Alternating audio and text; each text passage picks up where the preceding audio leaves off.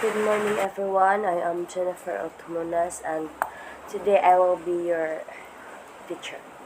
Before we start, let us bow our heads and surrender ourselves to the Lord for our opening prayer. In the name of the Father, the Son, the Holy Spirit. Amen.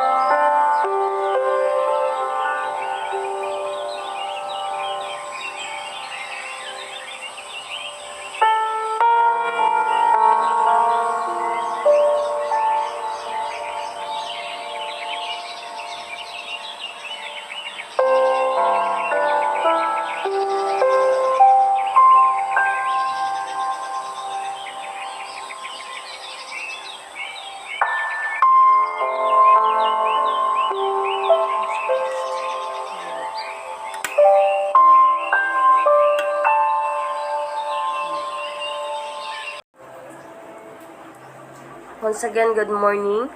Today, I will be discussing about developing materials for listening skills under the topic developing specific types of materials.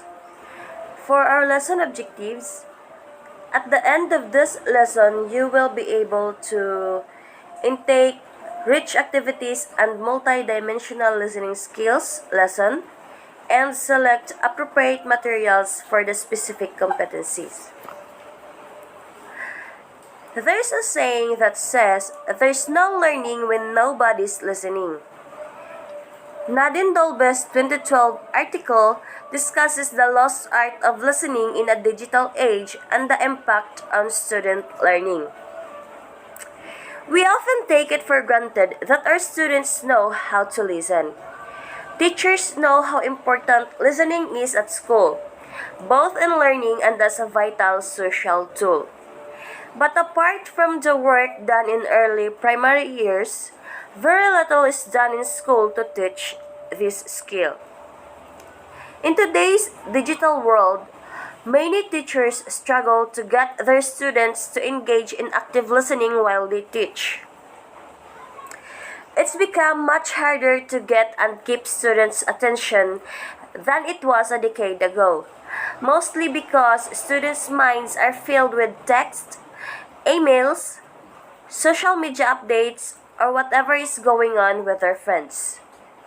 If students are struggling to listen, then they can miss out on some crucial information that can help them both academically and socially.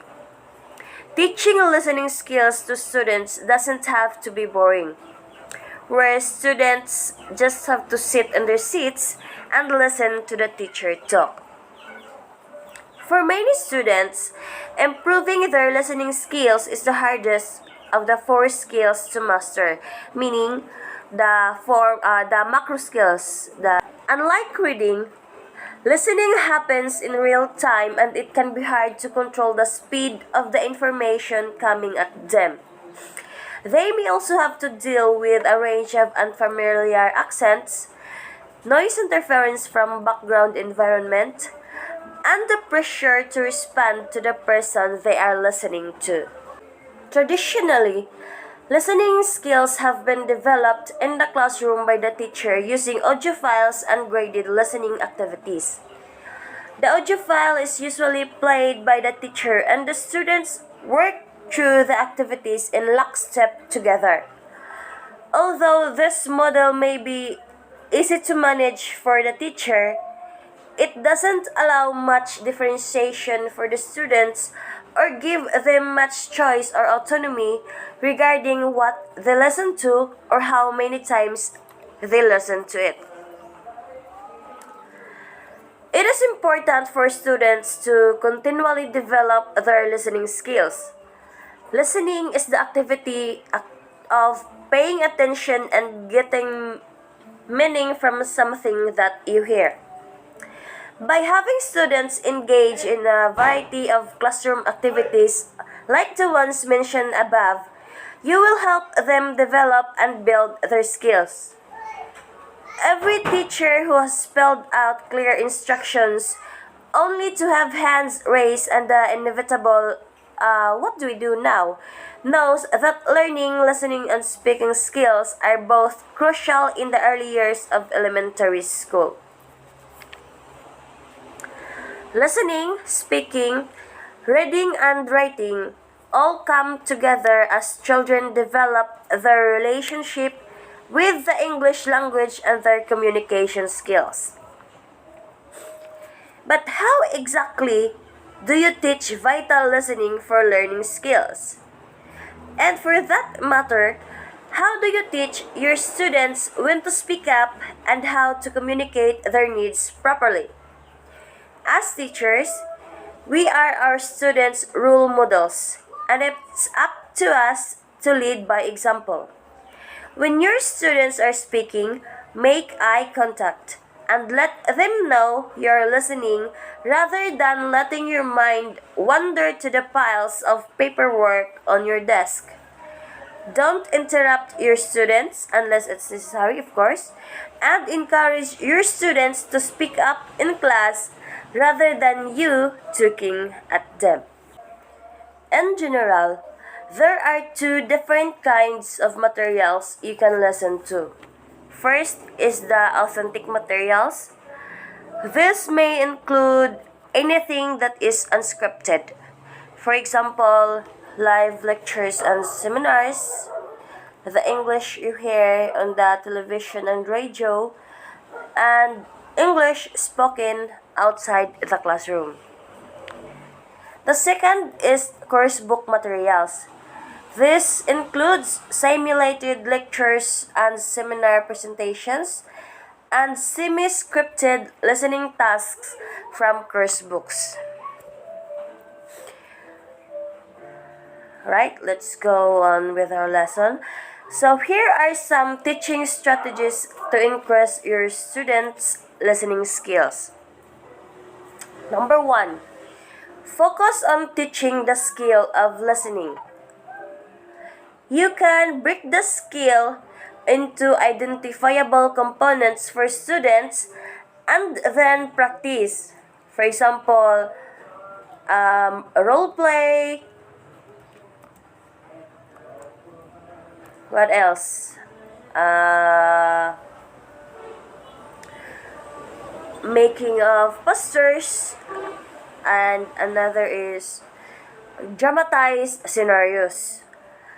Use positive reinforcement to help with this and reward students for using the skill appropriately. Number 2, model good listening for your students.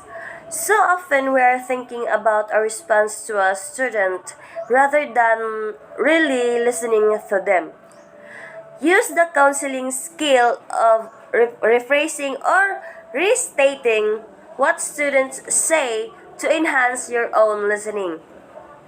Ask students to restate yours or others' point of view and insist on one person speaking at a time, either in whole class discussions or paired or group work. Number 3, get to know your students. Find out about their interests, hobbies, music, sport, their families, or their life entirely. Kids will listen more to teachers they feel are interested in them and know them. Number 4, use reflective listening. You can use reflective listening to diffuse tricky situations.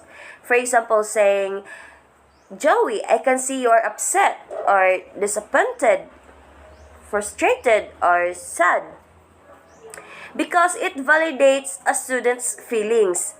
It provides language to describe the feeling, and then it will help reduce the intensity of the feelings, allowing the students to move forward.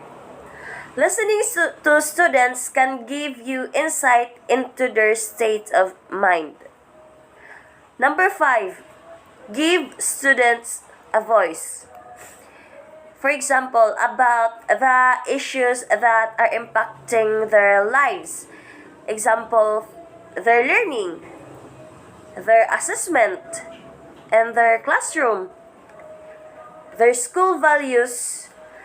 Students need to feel heard and understood because they will more readily accept the status quo if they feel that they have been heard. Okay, number 6. Get everyone's voice in the room. Give students an opportunity to speak at the beginning of the class. For example, by having a check-in, like in checking their attendance. Okay, don't let them go unnoticed and let them speak. Number 7, talk less. As a general rule, kids can effectively listen for about half their age in minutes. So for example, for a child of 10 years old, that's about 5 minutes of their time. For a 15-year-old, that's 7.5 minutes. So for example, for your age, 20 or 22, you can listen approximately for 10 minutes max without you showing how boring the lecture is. Mix up the activities in the classroom so that they are talking, writing, moving, and listening in a variety of ways. Number 8, use cold calling. Have you noticed that it is usually the same 4 or 5 students who answer questions? Introduce cold calling or no hands up, where any student may be expected to answer a question or explain a concept to the class. For example, a certain person named Dylan William has a simple strategy of writing students' names on paddle pop sticks or yung mga sticks, and then randomly drawing out the name of the lucky person who gets to answer.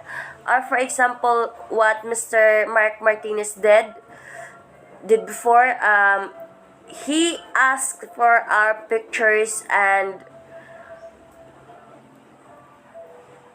made our activities something of a game so that it gets more exciting and can motivate the students, and it will get the boringness of the lesson out of the way. So let's continue to number 9. Listen and learn from students about their behavior. What is their behavior trying to communicate? Listening to what students think and feel about the tasks they are asked to complete and the way they are being taught can give you clues as to your effectiveness as a teacher and how you could change things to more effectively support student learning. Last and certainly not the least is you have to listen to parents. Parents are the child's first teachers, and you can glean valuable knowledge from them. Use the parent-teacher interviews as fact-finding missions and be prepared with questions as well as comments. One of the biggest challenges we face as teachers can be listening to parents with whom we don't see eye to eye. So there are 5 types of authentic listening materials that I can share with you. First is the public announcements. It is one way to bring authentic listening activities into your classroom by recording a listening text in a public place. This type of listening text will have audible distractions and interference while still presenting identifiable information to your students. The second is the weather forecast. This will challenge them to understand content without visual clues. Next is songs. This challenges students to guess missing information at times in what they hear. Radio commercials. Radio commercials can be used for a variety of activities. They are especially useful if they are by local and non-professional radio personalities. This text will give students exposure to realistic pronunciation, intonation, and speed. Next is conversation. This will expose students to varieties in style and also challenge them to guess at missing information in the conversation. That would be all, and